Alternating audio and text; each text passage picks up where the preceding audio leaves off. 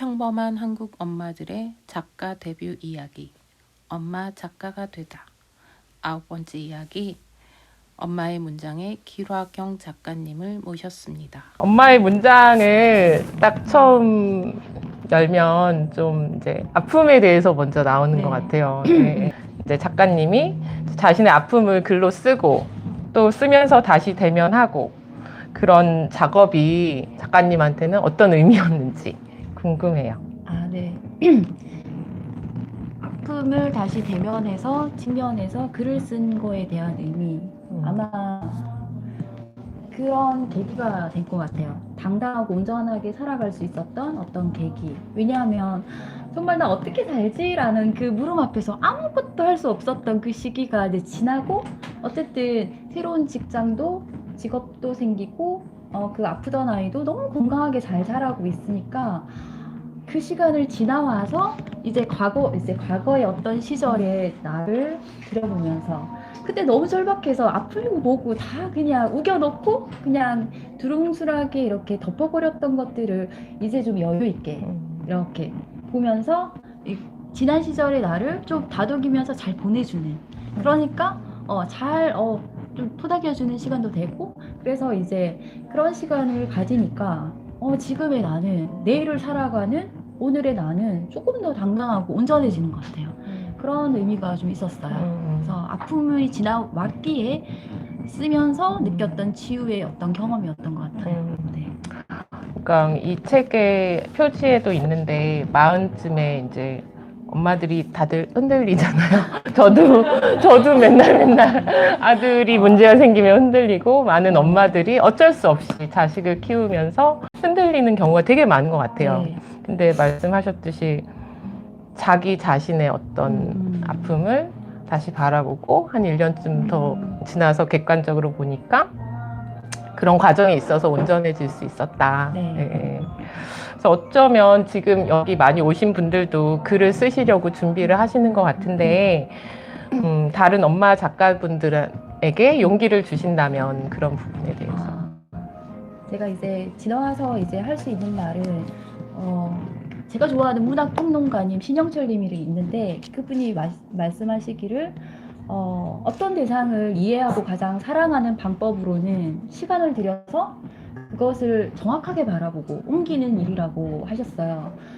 너무 공감하는데, 제가 생각하는 나를 가장 사랑하는 방법으로는 나를 최대한 정확하게 바라보고 그것을 있는 그대로 옮기는 것이 가장 나를 사랑하는 방법이 아닐까라는 생각을 하면서, 지금 어떤 용기란 말보다는 사실은 아무것도 아니든 그 평범한 사람이 지금 여기 앉아서 푸토크를 하고 있는 거잖아요. 그죠? 그게 아픔과 성장의 과정을 어쨌든 썼기에 이렇게 이 자리에 있는 거잖아요. 물론 지금 평범하지만.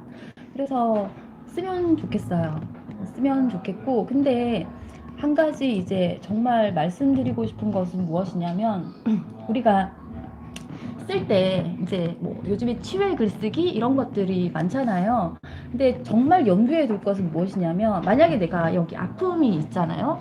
근데 이게 글쓰기라는 것이 뭘 쓰다 보면 너무 이게 내 아픔과 아니면 여기에 들으시는 분에 따라서 여기가 지금 당면한 과제일 수도 있고 문제일 수도 있다고 생각하시면서 들으시면 좋을 것 같아요. 내가 너무 아픔과 가까이 있으면 일단은 글을 쓰다 보면 자기 안에 매몰되는 경우, 그래서 공회전되는 경우가 있거든요.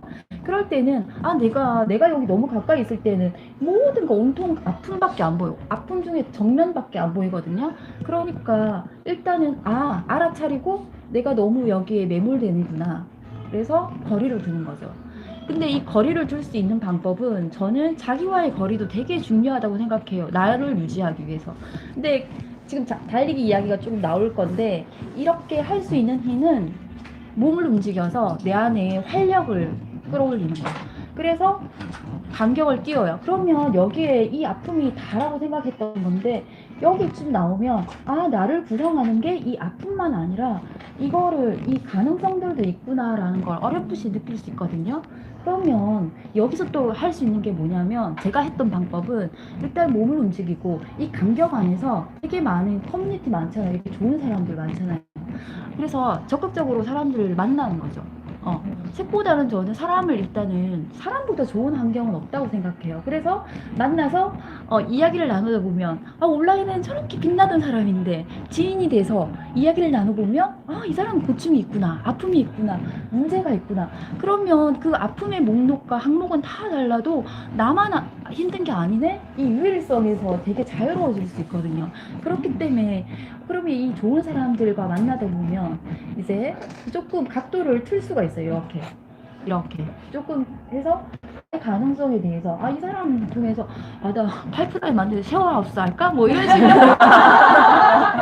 힐링 드로잉을 할까? 그래서 어쨌든 이렇게 좋은 사람들 만나면서 나한테 대입해 볼 수도 있고 그런 힘이 생긴단 말이에요. 그래서 이런 측면도 보고 그죠, 아래 위로 나한테 다 대입해 볼 수 있는 그런 힘이 있는데 일단은 제일 중요한 것은 글쓰기를 병행하면서 해야 된다는 거. 그리고 중요한 것은 내가 계속 몸을 움직여라고 하는데 이게 자아가 흐물흐물하잖아요. 그러면 무슨 일만 있으면 이렇게 꼬꾸라져서 아픔에 내 문제 때문에 안 돼! 이렇게 기대서 아마 울게 되거든요. 그러니까 제가 말하는 것은 글쓰기도 중요한데 몸을 움직여서 일단은 체력을 기르고 내면의 코어를 딱 빳빳하게 기르면 여기서 안 꼬꾸라지거든. 그래서 여기에 지탱해주는 내 사람들 있잖아요. 그러면서 이제 성장이 이루어져서 결국은 치유의 글쓰기가 이루어진다고 생각하거든요. 그래서 글쓰기만으로는 절대 글쓰기가 치유의 마법 지팡이가 아니거든요. 그래서 글쓰기뿐만 아니라 꼭 우리 인간은 너무나 다면적이고 복합적이기 때문에 하나 한다고 뭔가 성장이 안 이루어지는 것 같아요. 제가 이제 겪어본 바로는 그래서 같이 운동도 하고 좋은 사람도 만나고 그 과정을 기록하고 그러면 치유의 글쓰기가 될 것 같아요. 아픔을 조금 더 매만지면서 나아가는 글쓰기가 될 수 있을 것 같고 또 한 가지는 그럼에도 불구하고 분명히 써야 하는 것은 출간 작가로서 저의 경험을 들어서 이제 정말 이야기를 해보자면 그런 것 같아요. 우리가 길을 가다가 뭔가 돌부리에 넘어지든 누군가 부딪혀서 뭐 사고가 나든 그러면 일단은 다리가 아프다고 생각해 볼게요. 그러면 이 조직이 일단은 부딪히면 조직이 붙잖아요. 퉁퉁 붙잖아요. 그럼 내가 나 다리 다쳤나 봐. 그래서 병원에 가면 엑스레이 찍어보면 내가 퉁퉁 부었는데 사실은 새끼발가락이 부러졌구나. 그럼 나도 인지를 해요. 나 여기 아프구나. 상대도 야, 너 다리 발가락 부러졌으니까 너 쉬어야지 뭐해 뭐 이런 식으로 이해와 공감을 받을 수가 있는 거잖아요.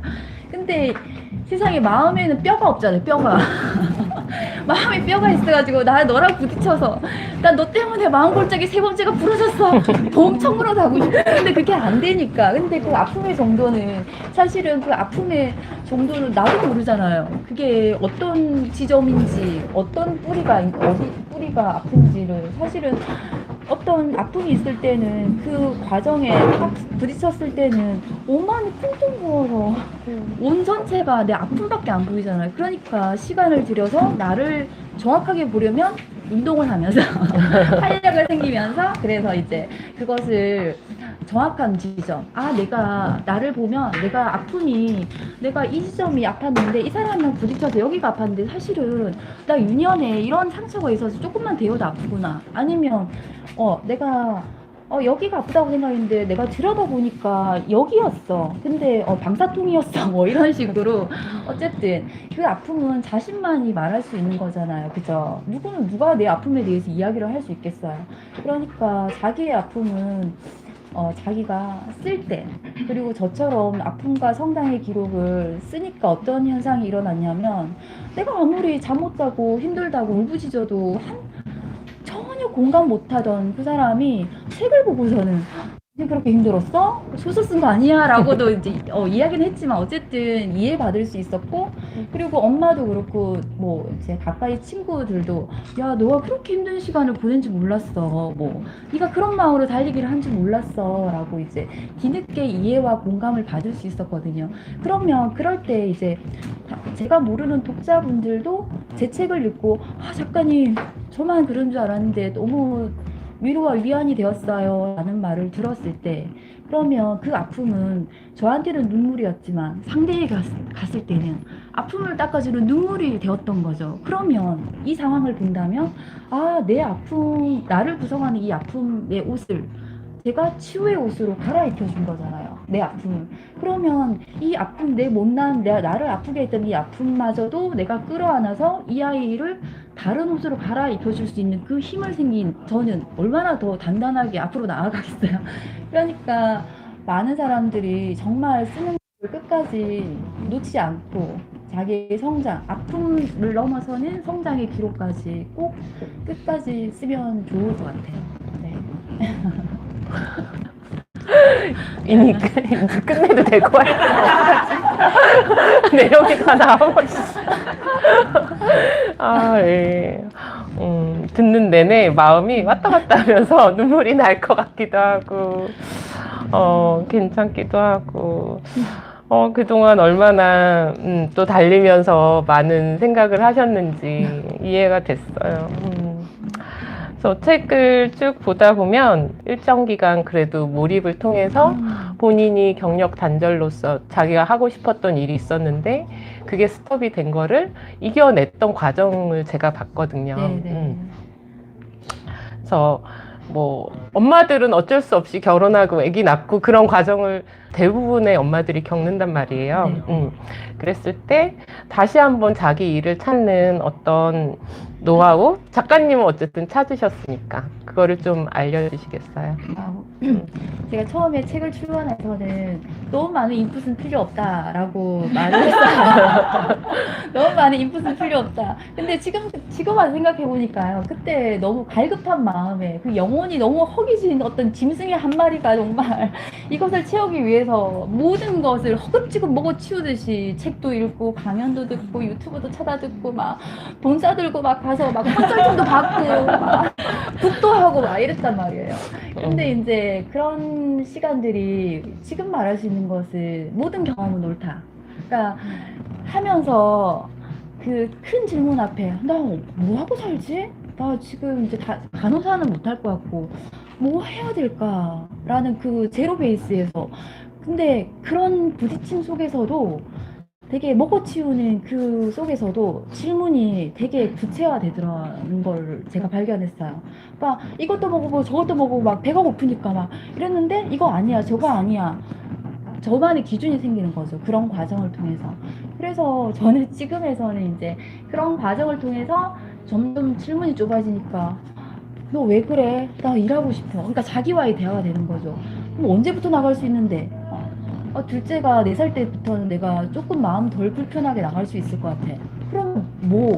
지금 출퇴근은 안 되는데 그럼 뭐 할 수 있어? 계속 자기와의 대화가 점점 어떻게 살지부터 질문이 계속 좁아지는 거예요. 그 과정을 통해서.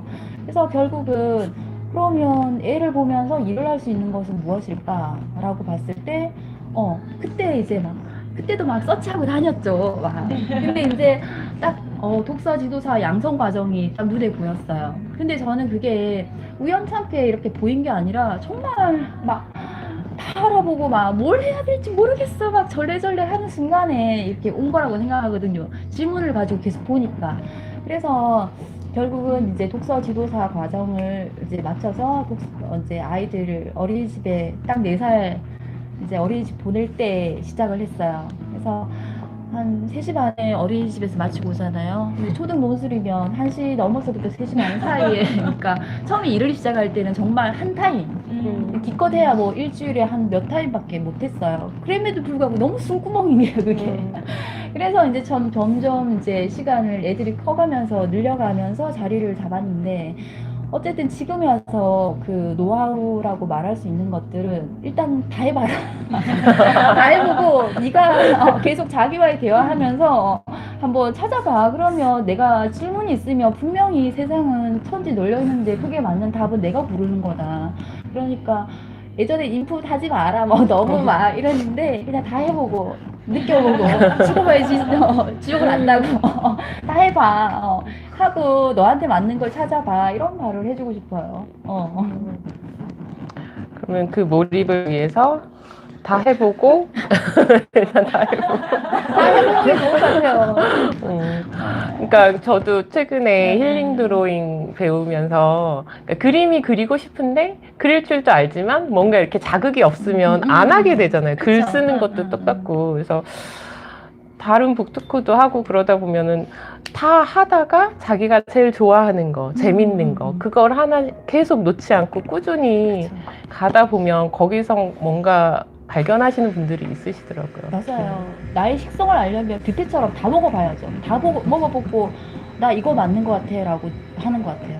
그래야 여한 없이 그렇게 했기 때문에 내가 글쓰기를 좋아하지, 책을 좋아하지. 그럼 애들 독서 교육에 되게 중요하게 생각하지.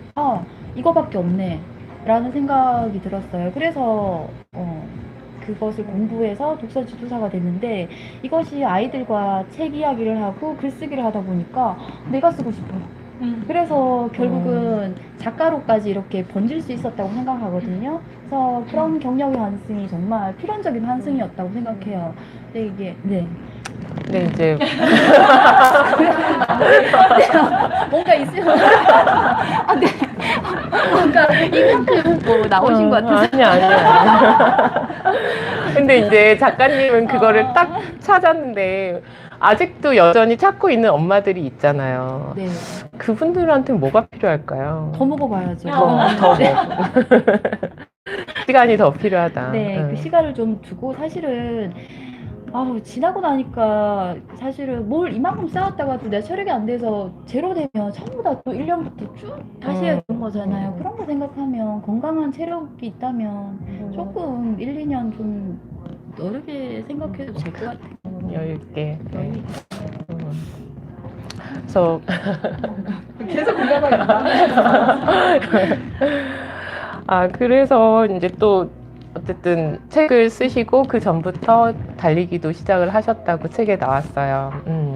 그리고 마음이 흔들릴 때마다 그냥 나가서 뛰어버렸다. 그러면서 생각을 정리했다. 뭐 그런 모습들이 되게 인상적이었어요. 네. 그래서 작가님께 달리기란 무엇인가요? 달리기란 나를 지키는 의식? 그러니까 달리기가 어느 순간부터는 이제 체력을 기르기 위해서 달렸는데 이게 운동 이상의 것이 되어버린 것 같아요. 그러니까 그냥 말하면 러닝 리추얼 정도? 리추얼이라는 게 온갖 방해와 소음 속에서도 자신을 지키는 나만의 의식인 게 리추얼이잖아요. 그런 것처럼 어떨 때는 몸으로 하는 기도였고, 어떨 때는 몸으로 하는 명상이었고, 어떨 때는 어떤 다짐에 대한 내 몸이 말하는 걸 내 의식이 알아듣는 어떤 말 같은 존재였고, 그래서 그 리추얼이라고 생각을 하고 있어요. 만약에 달리기 없었다면 되게 제가 저 멀리 있는 별 같은 제 꿈에 작가가 된다는 그 꿈에 가닿을 수 있었을까? 왜냐하면 정말 우리 여기 글 쓰신 분들 되게 많잖아요. 출간하시고 정말 시간을 딱 확보해가지고 빈종이 앞에 앉았어요. 근데 여기를 내가 이토록 애써가지고 시간을 이렇게 확보해서 쓰려고 딱 앉았는데 그 흰종이의 공포, 이만큼 시간은 내가 확보를 했는데 이게 안 써지는 거죠. 그러면 그럴 때 그 암담함 있잖아요. 그런 순간들이 왜 없겠어요, 그죠? 그런 순간들마다 나가서 이제 저한테 일러주는 거죠. 그러니까 출발점에서 내가 3km 달릴 거야 하면 내가 출발해서 3km 끝에 도착하잖아요. 그러면 출발했으니까 도착도 있듯이 네 글도 마침표가 꼭 있을 거야 라는 거를 내가 의식 속에 새겨 넣는 거. 맨날 이렇게 새겨 넣는 거예요. 왜냐하면 너무 그만두고 싶고 나는 못하는 인간이야 이런 마음이 계속 올라오니까. 근데 이제 그런 거를 통해서 할 수 있어. 오빠 네가 이렇게 점을 찍었으면 분명히 이 종이 끝에는 마침표가 찍힐 거야. 그랬듯이 그렇게 하는 것 자체가 저를 되게 끝까지 할 수 있게끔 도와준 달리기인 것 같아요. 그래서 하나의 의식, 나를 지켜주는 의식인 것 같아요. 지금 달리기 시작하고 대략 얼마나 지나셨어요? 한 3년 정도. 3년? 그 3년 동안에 또 딱 눈에 보이는 변화 같은 게 있나요? 아시는 분들은 아시겠지만 되게 어떤 모임에 가면 소리소문 없이 가서 잘 묻혀갔다가 저희 임무는 일단 그 시간에서 조용히 빠져가는 게 어떤 모임에 가기 전에 저였거든요. 조용히 있다가 잘 묻혀가는 걸 무척 좋아했던 그런 사람인데 이게 달리기라는 게 있잖아요. 걷기랑 조금 다른 게 한 발 내딛고 걷기는 제가 관성적으로 걸을 수도 있는 거잖아요. 근데 달리기라는 것은 내가 여기 한 발 딛고 내 몸을 실어서 또 그 반작용으로 나가는 달리고자 하는 의지 없이는 절대 이루어질 수 없는 달리기잖아요. 그 역동성, 그 통성이 되게 맨날 하는 행위잖아요. 제가 3년 동안 단 한 번도 진짜 아플 때 빼고는 주 5회 이상을 달렸거든요. 그런 것들이 작은 행위 자체가 되게 사고에도 영향을 미치고 사고에 영향을 미치니까 의식에도 되게 영향을 미쳤던 것이 무엇이냐면 누가 우리 여기서 만나자 하면 내가 달려갈게 라든가 우리 달려서 만나 뭐 라든지 이런 식으로 이렇게 언어가 맨날 우리 인스타 봐도 달려갈게 뭐 이런 게 많잖아요. 저한테도. 그러니까 이게 달리는 행위가 되게 능동적이게 되게 그래서 제가 쓰는 언어도 되게 차분하고 좀 그랬었거든요. 근데 제가 탱글탱글해지는 느낌, 제 스스로 그냥 약간 생글생글해지고 그러면서 언어가 그러니까 생각도 되게 능동적이게 되는 그런 것들이 되게 큰 변화인 것 같아요. 네. 맨날 여기 오실 때 가까운데 달려. 왜냐면 저는 예전에는 막 뭐 안 풀릴 때 점집 가서 막 이렇게 들고 굿도 했다잖아요. 근데 요즘에는 달리면서 막 나한테 비는 거지. 달리기란 it's me 할 때 미신이라고 생각하거든요. 그래서 올 때 좋은 기운을 주고 싶은 거예요. 그러니까 달려서 막 이렇게 해서 그러니까 에너지를 주고 싶으니까 아까 이제 유진님이 오셨을 때도 새벽에 3km 정도를 달렸어요. 새벽에 저를 만나는 분에게 좋은 기운을 주고 싶어서 이제 그 새벽에 달렸거든요. 그래서 그런 것처럼 저만의 어떤 의식 같은 그런 거 같았어요. 작가님한테 그런 이렇게 엄마들한테 그런 연대감은 무엇을 더 이렇게 나눠주고 싶은 게 가장 크신지. 저는 이제 그 낭만 러너스 클럽을 처음에 만든 것은 제 책의 구성이 달리고 읽고 쓰고의 구성으로 되어 있잖아요. 그 달리기 맨 끝 무렵에 이토록 좋은 달리기 이야기 쓸 때 되게 진짜 춤추듯이 막 까치발 들고 막 뭐 달려가듯이 썼던 기억이 나요. 그래서 마지막에는 이토록 좋은 달리기를 함께 나누고 싶다, 함께 하고 싶다라는 게 끝맺음을 했어요. 그래서 그 끝맺음이 책과 삶이 분리되는 게 아니라 이게 책에 이렇게 실었고 나는 또 따로가 아니라 책과 분리되지 않는 삶을 살고 싶었어요. 그래서 이 책에 이렇게 썼으니까 책을 쓰듯이 그렇게 살고 싶은 마음에 이제 12월 중순쯤에 출간이 됐어요. 그래서 1월 달에 러닝 크루를 모집했어요. 그만큼 나오자마자 막 그거를 이어서 쓰듯이 살고 싶은 거예요. 그래서 이제 만들었고 그래서 그런 과정을 통해서 제가 이제 사람들한테 나눠주고 싶은 거예요.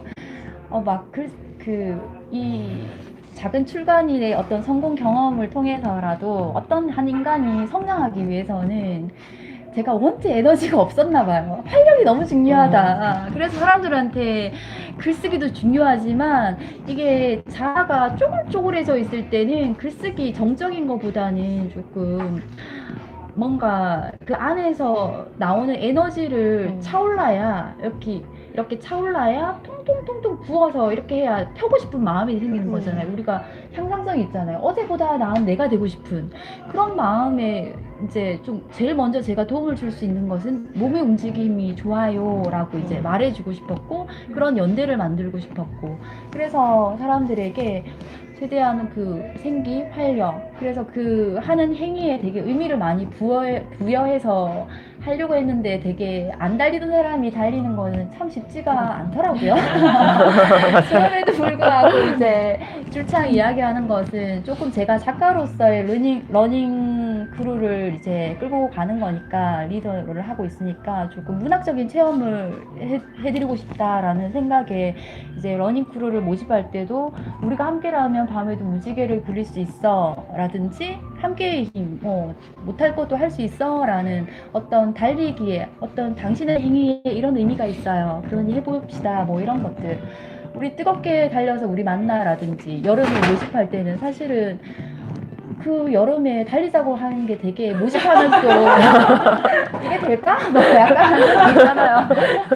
하면서도 좀 이 뜨거운 이상기온에 이렇게 뜨거운 근데 이제 모집을 올리면서 어떤 일에 우리가 열의를 다해서 내가 이 뜨거운 태양 아래 달린다면 우리가 원하는 데 가닿지 않겠어요? 라는 어떤 그런 메시지를 넣는다면 그런 걸 너무 전해주고 싶었고 그래서 그런 것들을 하면서 사람들이 좀 함께 뭘 못하던 것들도 조금 생글생글해지면서 서로가 그런 에너지를 전해주는 어떤 공동체를 만들고 싶었고 그런 연대를 만들고 싶었어요.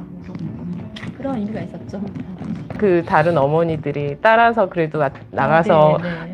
자기 아이들이랑 같이 뛰었다 이런 거 인증하면 너무 좋아 보였어요. 맞아. 그리고 작가님이 이제 예전에는 간호사였고 지금은 독서 논술 교사고 또 나름 꿈이 시인이라고 계속 책에도 있고 한데 글을 많이 읽으시기도 하고 또 시도 쓰고 계시고 또 좋은 시집도 많이 보셨잖아요. 좋은 오늘 시집 추천해 주시려고 가져오셨는데 어떻게 시인을 꿈꾸시게 되었는지랑 책도 좀 소개시켜 주셨으면 좋겠어요.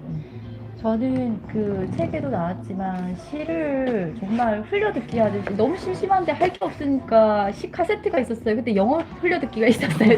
영어를 잘했으니까. 시가 있었어요. 아빠가 이제 빨간 그 가죽, 인조 가죽 그 박스에 12개짜리의 어떤 시가 엄청 예스러운 지금 생각해도 파도야 난 어쩌란 말이냐 뭐 난 너무 누워서 갔다 하면서 이게 무슨 말이야 막 했는데 그리움이 어쩌고 저쩌고 그때는 되게 그러면서 그냥 스며들었던 것 같아요. 그런 시간들을 혼자 있는 걸 좋아하는 아이가 어떤 그렇게 하면서 그리움이 뭐야 하는데 나중에 살면서 그 물음에 대해서 경험치로 알게 되는 어떤 언어적인 그런 것들 그러면서 되게 특별하게 이제 시가 정말 어렵지 않게 저는 즐길 수 있게 되었고 그래서 책에서는 이제 시인을 꿈꾼다고 이야기를 했는데 그 시를 쓰는 할머니가 되고 싶긴 해요. 그래서 이제 정말 개인적인 욕망은 이제 등단시 되고 싶은 마음도 있고 그래서 이제 신춘문예를 준비를 하고도 있고 지금 현재 근데 제가 뭐 등단해야 시인이야 라는 어떤 껍데기에 홀린 게 아니라 그 시인들과 친구가 되고 싶은 그러니까 시를 쓰는 사람들과 어쨌든 등단이라면 그 연대가 생기잖아요. 그들 아마 외골 쓸 거예요. 그냥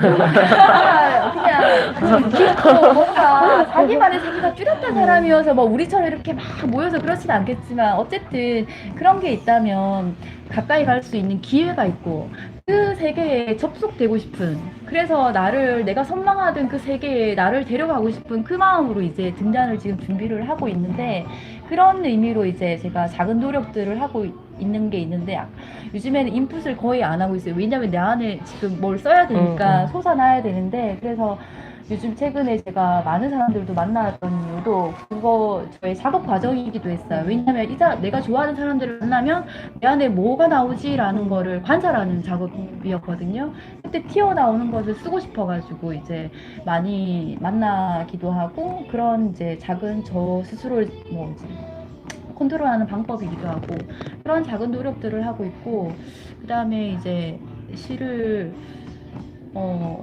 잘 쓰기 위해서 그다음에 글을 좀 잘 쓰고 싶어 하시는 분들이 여기 많잖아요. 그래서 되게 글을 잘 쓰고 싶으신 분들에게는 시를 좀 읽었으면 좋겠어요. 왜냐면 우리가 가독성 있는 글들 책 많이 읽으라고 하잖아요. 글을 잘 쓰기 위해서는 많이 읽고 많이 생각하고 많이 써보라고 하잖아요. 근데 가독성 있는 글을 많이 읽는 거는 글쓰기 방법에서는 나를 트레이닝하기 위해서는 그렇게 도움이 되지 않는다고 생각하거든요.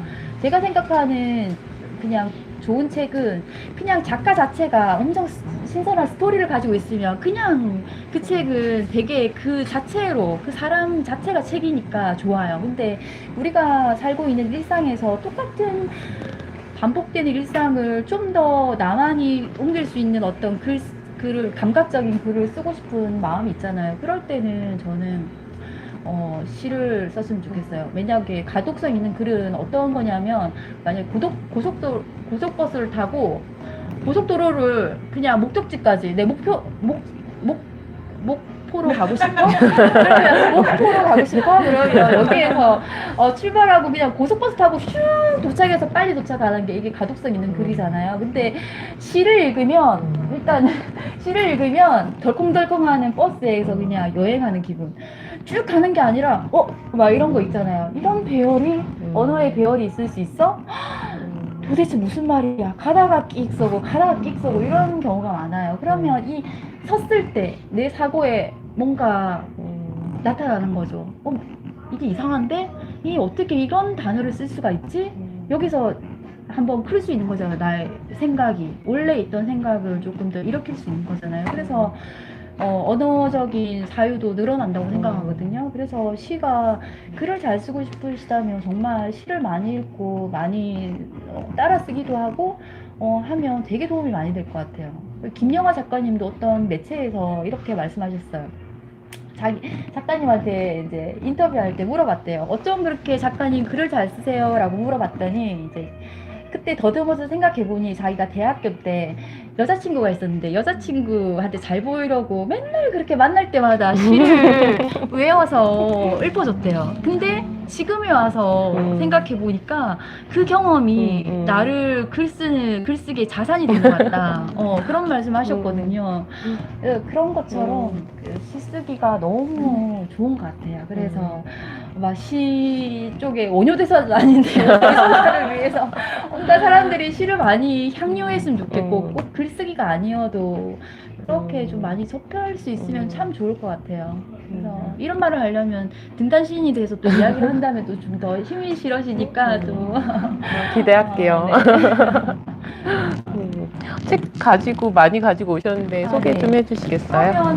그러면 길 작가님 뭐부터 봐야 되나요? 라고 했을 때 저는 이렇게 좋아하는 작가들이 있어요. 김견미 작가님들, 뭐 이렇게 좋아하는 작가님들이 있는데 이거는 처음에 할 때는 너무 힘들 것 같고 아까 뷔페 말했잖아요. 그런 것처럼 시 뷔페 같은 게 있어요. 여기 어떤 작가가 어떤 주제에 따라 큐레이팅해서 여러 가지 시를 이렇게 모아놓은 시들이 있어요. 누구나 시 하나쯤은 가슴에 품고 산다. 이런 시 아니면 저는 맨 첫 번째로 봤던 게 이게 따라 외로울 땐 시를 읽으렴 이게 이제 이렇게 나눠져 있어요. 그래서 이런 시를 본다면 조금 여기에서 보다가 이제 이 시인이 좀 마음에 들어 하면 서점 가지 마시고 도서관에 가시면 아무도 시는 안 빌려가요. 그냥 대출 연장하면 그냥 한 달 내내 가지고 있을 수 있으니까 일단은 친해지시고 자기만의 취향이 생기면 이제 가셔도 될 것 같아요. 그러면 시에 대한 저항감 없이 조금 즐겁게 시를 읽을 수 있을 것 같고 그리고 이제 제가 또 하나 추천드리고 싶은 시는 시로 납치하다라는 시집이에요. 아마 제 엄마의 문장 쓸 때도 되게 많은 도움을 받았던 시인데 요즘에 블로그 글쓰기라든지 포스팅 뭘 해야 되지? 글쓰기 뭘 해야 될까라는 고민이 많으신 분들에게 이 책을 추천드리는 이유는 이게 이제 유시화 시인님이 이제 큐레이팅한 시를 가지고 온 시를 번역해서 담고 그리고 이제 이게 되게 철학적인 내용이거든요. 그래서 나에 대한 글쓰기를 하시는 분들에게는 되게 성찰의 요소를 많이 글감을 많이 제공한다고 해야 될까요? 그렇기 때문에 그렇게 이 시를 보면서 좀 활용을 하면 글쓰기 글감 생각 안 날 때 이 시집을 참고하시면 참 좋을 것 같아요. 저도 뭐 써야 돼, 막 못 썼을 때 이럴 때 되게 참고를 많이 했던 시거든요. 그래서 한 가지 시를 좀 재밌게 읽을 수 있는 것은 여기에 되게 짧은 시잖아요. 근데 되게 많은 사유가 말줄임으로 이렇게 들어가 있단 말이에요.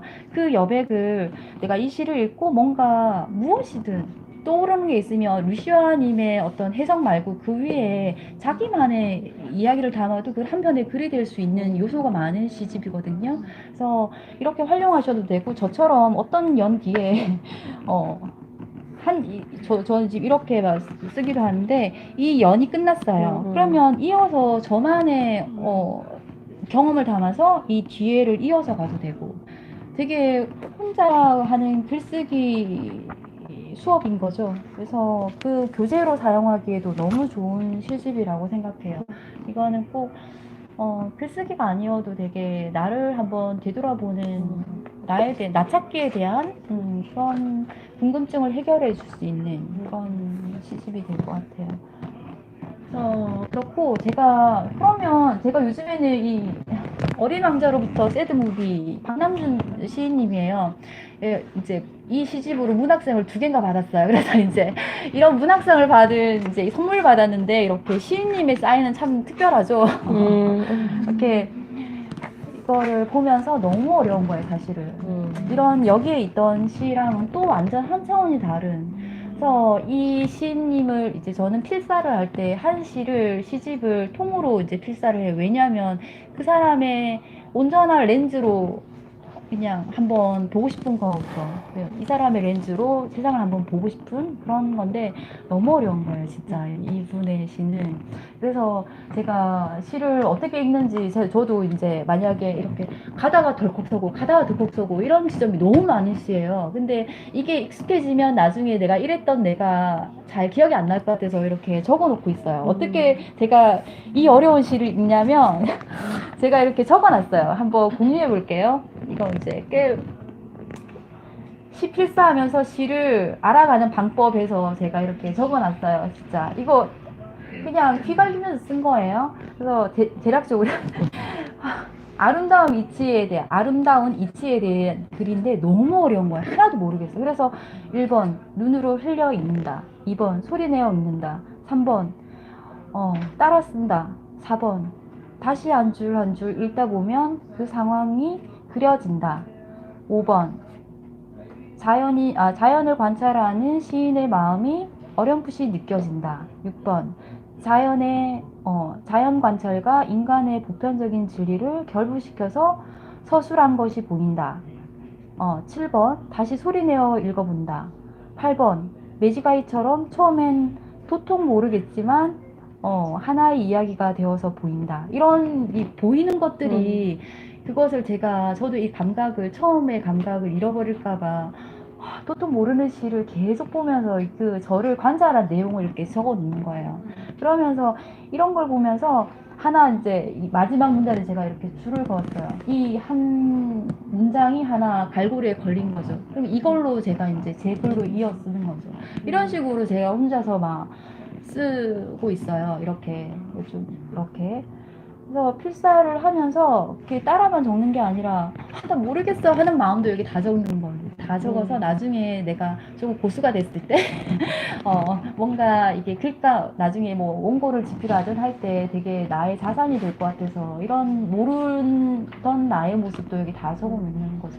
그래서 그러고 제가 또 공유하고 싶은 것은 무엇이냐면 저는 또 단어 찾기를 되게 재밌어 해요. 그러니까 재밌어 하면서 제가 이제 그리움 단어 모음집이라고 이제 여기에 저만의 이제 기준을 썼어요. 여기 뭐냐면 새로운 단어일 것, 2번째는 알던 단어지만 잘 사용하지 않는 단어일 것, 3번 훔치고 싶도록 탐나는 단어일 것, 뭐 이제 이런 식으로 해서 이제 그 이유는 글의 자기 복제 혹은 자기 증식을 막기 위함 뭐 이런 식으로 자기만의 이제 이런 것들을 해서 이제 모르는 단어를 이렇게 알아가는 거죠. 근데 단어를 찾다 보면 우리가 한자어가 너무 많아서 사전을 보면 해석이 더 어려워.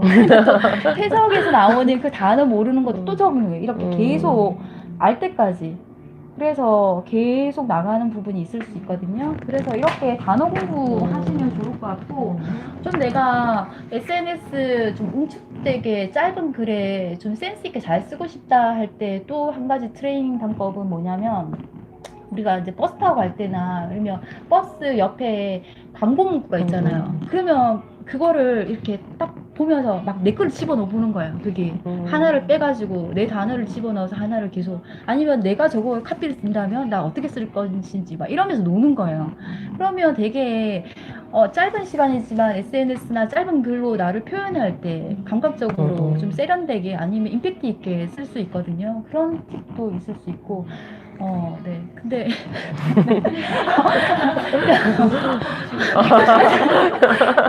근데 지금 잠깐 생각하다 보니까 저 작가님이 계속 달리기 이야기 시이야기하고 막 나랑 아무 시랑도 상관없는데 막 이런 말이 할 수도 있을 것 같아요. 그러면 그때는 또 어떻게 해야 되냐?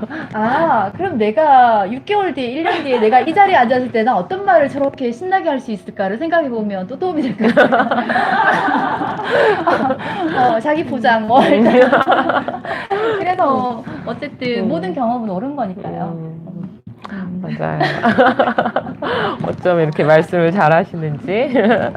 일단 저희가 54분이 돼서 혹시 이제 온라인으로 같이 질문 공유하고 싶으신 분 있으시면 여쭤보시면 좋겠어요. 질문 없으세요? 근데 네. 그 공부를 너무 열심히 하시네요. 제가 좋아서 그냥 노는 걸 너무 좋아해서 네, 그 단어로 노는 걸 되게 좋아해서 저런 거를 아이들한테도, 그러니까 가르치는 네. 아이들한테도 네네. 적용해 이거 주세요. 단어 공부는 애들한테 이제 일주일에 4개씩 저학년들 특히 어휘가 중요한 아이들은 이제 4개씩 내줘요. 공책에. 그래서 문장 지어오기. 그걸 하다가 나도 해야 되겠다 싶어가지고 이제 시작한 거예요. 사실은 애들 논술 수업하면서 시작한 거였고, 하다 보니까 나도 해야 되겠는데 문득문득 적다가 막 파편적으로 여러 공책에 적다가 이제는 이렇게 하나서 모아서 이제 기록해 놓는 거죠. 근데 이게 너무 즐거워요. 제가 이런 공책도 되게 다양한 색깔, 다양한 어떤 데는 이제 백자 쓰기도 하고 있어요. 백자로 되어 있는, 그러니까 원고지 백자로만 되어 있는 그런 그 종이가 있거든요. 그렇게 해서 막 그 달리기 하고 난 뒤에는 제가 요즘에 백자 원고지 쓰기를 하고 있어요. 그런 것처럼 오프라인에서는 막 혼자 너무 즐거운 거예요, 이게. 그러니까 그걸 올릴 시간은 없어. 왜냐면 또 수업 바로 들어가야 되고 하니까. 근데 이제 혼자 즐기는 거죠, 이게. 그래서 너무 즐거운데 여러분들 하셨으면 좋겠어요. 질문? 그 단어 찾고 백자 쓰는 거 성인반은 없나요? 제가 논술 수업을 약간 재단을 해야 돼서 그거는 좀 그래서 예. 아이들 반에 성인은 못 들어가나요? 좋습니다. 참고할게요. 참고. 수랑 하셨으니까. 질문. 어려운 단어 하나만 소개해 주시면. 네? 단어장에. 단어장에. 이거 그럴까요? 너무 재미나는데 그러면. 이거 되게 제가 좋아하는 그 시와찬책이라는 그 책이 있는데, 이 단어 너무 아름다운 것 같아요. 청신한 바람의 촉감. 그 이제 시와산책에 나왔던 단어예요. 그 어떤 걸 서술을 하는데 어떤 상황을 묘사하는데 청신한 바람의 촉감이라는 게 너무 청신하다는 말이 어쩜 이렇게 청량하게 들리는지, 그래서 이것을 이제 찾아보니까 청신하다, 맑고 산뜻하다, 그 느낌이 맞았던 거죠. 그래서 이거는 정말 훔치고 싶은 단어여서 청신하다. 그래서 이제 이것을 이제 예문을 또 찾아봤어요. 그러니까 숲속의 아침 공기는 매우 청신하였다. 국어사전에 이제 이런 식으로 저가 이제 이렇게 있고, 뭐 아로 새겨졌다, 뭐 밑에도 그런 것도 있네. 그런 식으로 제가 이제 찾고 먼저 어떤 느낌일까를 상상하고, 그 다음에 사전 찾아보면서 딱 보고 그러면 어떻게 활용할 수 있을까? 사실은 내 입에 안 붙었으면 어떻게 활용해야 되는지 모르잖아요. 맞아요. 그러면 예문을 찾아서 잘 이해 안 가는 거 3개, 4개까지 적으면서 이제 연습을 하는 거죠. 그러면서 이제 연습하고. 청신한, 오늘 너무 청신한 시간이 분들이요. 되었습니다. 네, 온라인으로 질문이 하나 아, 네네. 왔는데요. 아이들과 단어를 문장으로 하실 때 단어의 선택 기준이 있을까요? 아, 선택 기준은 저는 아이들을 일률적으로 단어를 출력해서 물론 준비를 해놓는 게 있어요. 그런데 이 아이는 어휘에 조금 신경을 써야 되는 아이면 그 수업 중간에 얘가 잘 몰라서 계속 그 수업을 했음에도 불구하고 활용이 안 될 때는 제가 수업 중에 계속 그 단어를 눈짓이 활용을 하면서 그거를 문장 짓기를 공책에 그냥 적어줘요. 어떤 단어 뜻 적어주고 그래서 아이들에게 좀 그때그때 맞게 적용하는 편이에요. 수업 시간에 네, 네. 좀 소화가 안 됐다 싶으면. 또 여기 질문 있으시면 198페이지. 이거 눈이 다 안 보여요. 198페이지 엄마의 문장을 왔는데 아이를 사랑하기 위해서는 내가 만족하는 삶을 살아야 한다는 사실을 내가 행복해야 그 행복함이 아이의 정서적 환경이 된다는 것을 뒤늦게 알게 되었다. 전 이게 와닿았는데 왜 와닿았냐면 그 코로나 때문에 집에 같이 아이랑 있는 시간이 많아졌잖아요. 그러니까 예전에는 아이가 학교 가 있는 동안에 그 비움의 자리가 있었잖아요. 오면은 막 되게 반가워지고 그런 게 있었는데 이제 너무 떨어져 있는 시간보다 같이 있는 시간이 많으니까 그 챙겨줘야 되고 뭐 해야 되고 내가 뭐 하고 있는데 와서 막 뭐 해달라 이러면은 알게 모르게 그 나의 짜증이라던가 나의 감정이 뭐 참는다고 하더라도 얼굴에 드러난다던가 말투에 드러난다던가 이런 게 있는 거예요. 근데 작게는 그런 것부터 해서 크게는 내가 뭐 딴 게 뭐가 잘 안 된다 이러면은 알게 모르게 그게 아이한테 반영되고 그런 게 있더라고요. 그래서 작거나 크거나 내가 만족하지 못하는 상황에서 타인에게 줄 수 있는 영향이 가장 가까이 가장 많은 시간을 보내는 아이한테 반영되는 게 많아서 맞아요. 이 문장이 많이 와닿았어요. 아, 맞아요.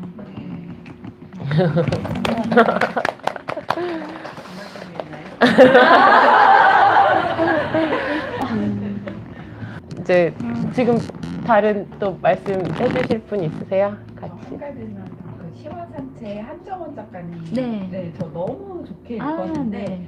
그 한정원 작가님 좀 약간 숨어 있는데 아, 네. 많이 이렇게 대박을 내진 않는데 정말 깊이 있는 작가님 네. 혹시 소개시켜 주고 싶은 분이 한 명 떠오른다면 한 분이 어떤 아, 분이 있을까요? 그분은 제가 되고 싶은데요.